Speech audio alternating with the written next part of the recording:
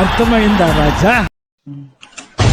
రండిరా అబ్బాయిలు, ఏంటి మరి విశేషాలు? అంతా కుశలమేనా? అయితే టుడే టాపిక్ ఏంటంటే, అంతకన్నా ముందు చిన్న వార్నింగ్, ఈ వీడియో 18+ లో ఉంటుంది. సో దయచేసి ఇయర్ ఫోన్స్ పెట్టుకొని చూడండి. ఇంక స్టార్ట్ చేద్దామా?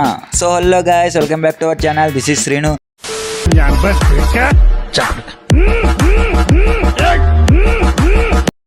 టుడే రోస్ట్ చేసే టాపిక్ ఏంటంటే, ఫిలిం ఇండస్ట్రీలో ఉన్న మెగా ఫ్యామిలీని జాకీలు పెట్టి లేపుతున్న డైపర్ ఆది గారిని. సో ఇంకెందుకు లేట్ లేకుండా స్టార్ట్ చేద్దామా? మరి నిహారిక గారు వాళ్ళ పెదనాన్నగారు లాగే కొత్త టాలెంట్ని ఎంకరేజ్ చేసే గుణం ఉంది. వాళ్ళ బాబాయ్ గారి లాగే అనుకున్నది సాధించే గుణం ఉంది. అలాగే వాళ్ళ నాన్నగారు లాగే ఎంత కష్టం వచ్చినా సరే నవ్వుతూ ముందుకెళ్లే గుణం ఉంది. నేను చెప్పిన పూగ్గాడు ఈడే మామ. వీడు ఎటువంటి స్క్రిప్ట్ పట్టుకుని సొల్లు దింగుతాడంటే, అబ్బా వీడు చెప్పే సొల్లుకి మూవీస్ లో ఏదో ఒక క్యారెక్టర్ ఛాన్స్ రావాల్సిందే. అట్లా లేపుతాడు మెగా ఫ్యామిలీని ఈ పూగ్గాడు. దీనమ్మ, వీడు చేసే రోత ఇంత అంత కాదు. ఈ మెగా ఫ్యామిలీకి ఎవడు ఆపోజిట్ గా వచ్చినా ఇంటి ముందు కుక్క అడ్డుగా వచ్చినట్టు వీడు అడ్డంగా కుక్కలాగా పడిపోతాడు. ఎందుకురా అంటే, మెగా ఫ్యామిలీ కుక్క బిస్కెట్స్ వేస్తున్నారు, కాస్త అయినా విశ్వాసం ఉండాలి కదా అని. ఏం బతుకుదనేది చిల్లర నా కొడక. ఏమరా డైపర్ అదిగే, మీ మెగా ఫ్యామిలీ చేసిన కుక్క బిస్కెట్స్ అంత తీయగా ఉన్నాయి ఏంట్రా?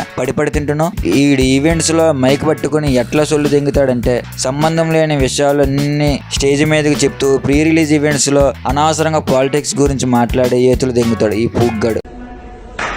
ఏమరా డైపర్ అదిగే, వాళ్ళనే వీళ్ళనే అంటేనే కానీ నీకు వచ్చరాదారా? నువ్వు మెగా ఫ్యామిలీ మొత్తం జాకీ పెట్టి లేపకపోతే నీ పని నువ్వు చూసుకోవచ్చు కదరా ఉంగా. అంటే ఇంకో విషయం, వాళ్ళ బాబాయ్ గారి లాగే ట్రెండ్ ఫాలో అయ్యే టైప్ కాదు, ట్రెండ్ సెట్ చేసే టైప్.